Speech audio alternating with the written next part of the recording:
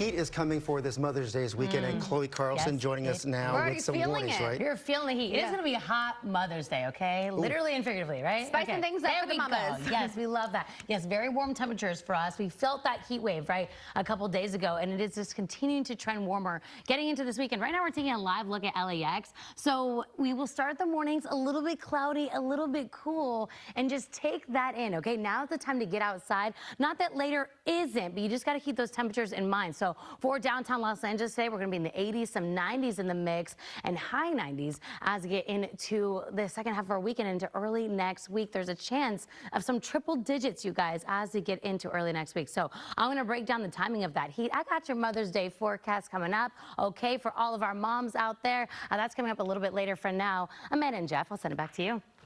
All right, thank you, Chloe. We do have breaking news this morning. All lanes of the westbound 105 in Vermont Vista are closed right now because of 2 overturned vehicles, including a tank truck spilling bleach. LAFD hazmat crews are currently on scene cleaning any mess. Currently, there's no fire hazard and no injuries, but definitely a backup there. Also new this morning, an LAPD motorcycle officer has been rushed to the hospital after colliding with multiple vehicles on the northbound 101 freeway. It happened just before midnight at the Topanga Avenue exit. You can see motorcycle and car parts scattered across the freeway. One driver was also injured in the crash. A witness said that a high-speed collision took place. I mean, I wasn't staring him down, but he was going fast. I was going 80 and he was like way ahead of me. We do not know the conditions of the police officer or the injured driver. The northbound 101 was shut down for several hours, but it has since been reopened this morning. A deadly shooting in Inglewood, a driver shot leading to a crash. The mayor says it happened around 6:30 last night near the Kia Forum. A man walked up to another driver's door and fired twice. The victim took off but then crashed. He died at the scene. A passenger in the car was not hurt. Police have not released a motive, and they are still looking for the shooter. And it was an emotional day in court as a plea deal collapsed in the middle of a sentencing hearing. The man accused of driving through a group of law enforcement cadets in 2022 will now stand trial. CBS LA's Nicole Comstock reports families are frustrated with the sudden change. We've been following one of the survivor stories for years since she left the hospital in 2023 and had to relearn how to walk again. Her dad now tells me he was surprised by what just happened in court since the driver already had a plea deal on the table with 5 years probation and no time behind bars. This incident was not a mistake. It was a culmination of your disregard for your own misdirected life. This is a snippet of the victim impact statement that William Preciado read in court to the man accused of driving a car into his daughter and her fellow sheriff's cadets during a training run in Whittier back in 2022. 3 of the 25 cadets were seriously injured.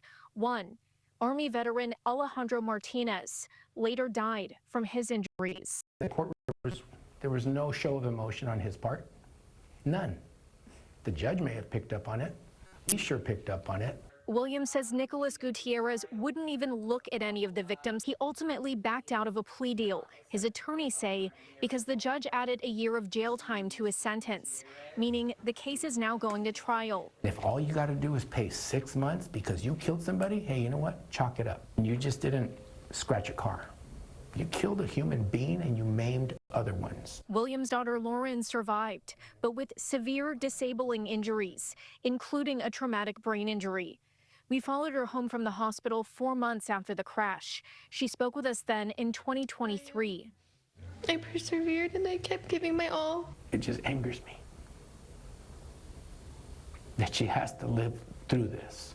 Gutierrez's attorneys say it was initially believed that he fell asleep at the wheel, but they say he has since been diagnosed with a seizure disorder by a USC neurology specialist, and they now believe that may have contributed to the crash.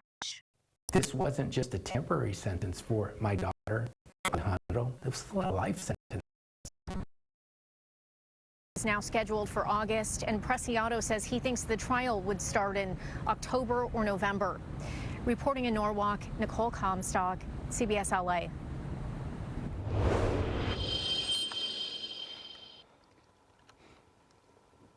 The U.S. officially in emergency response mode this morning as health officials race to quarantine and contain any possible spread of the hantavirus. At least 17 Americans were on board a cruise ship now sailing to Spain's Canary Islands for isolation.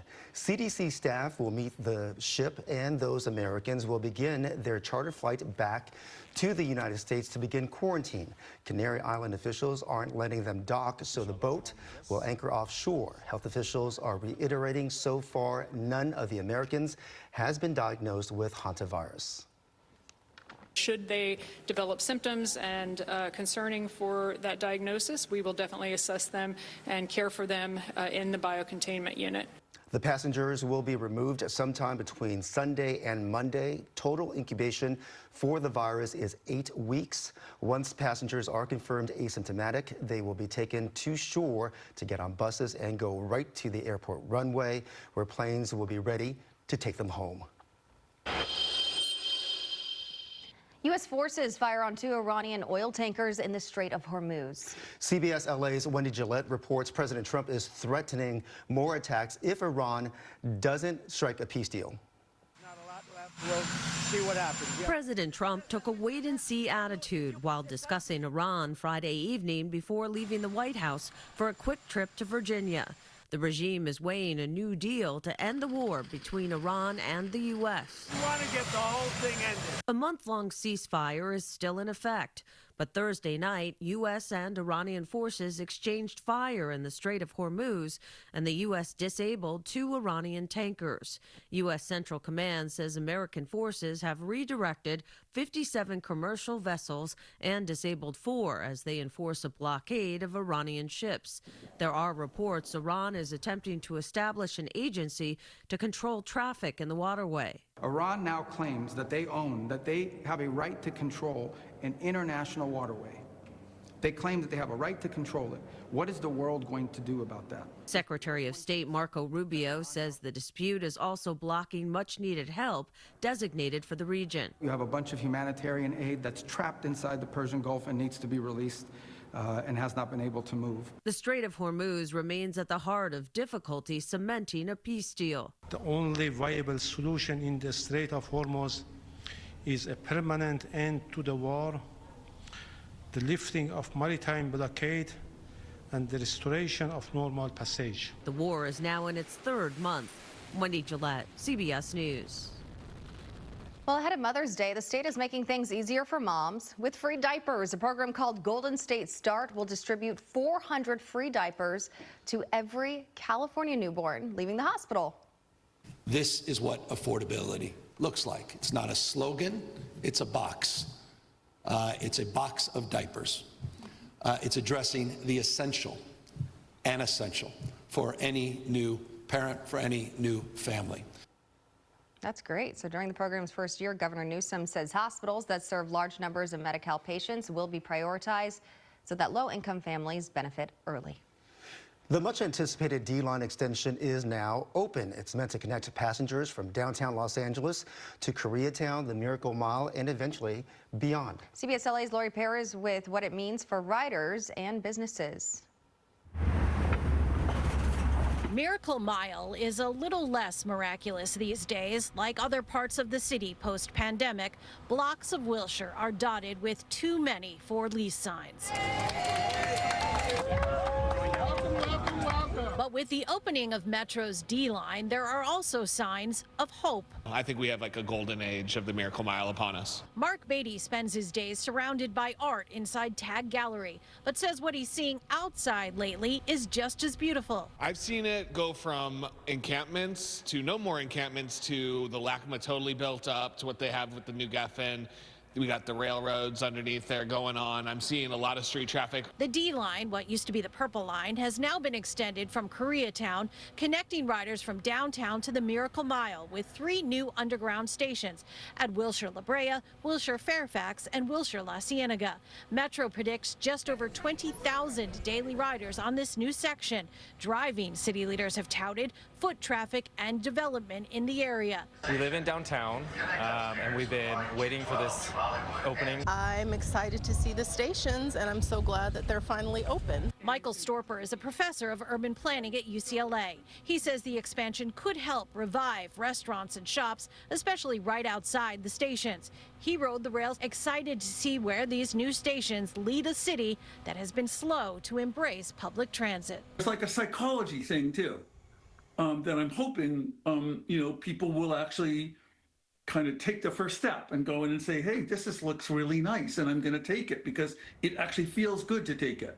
The entire LA Metro system is free this weekend, including the D line, if you want to check it out. In Miracle Mile, I'm Lori Perez, CBS LA.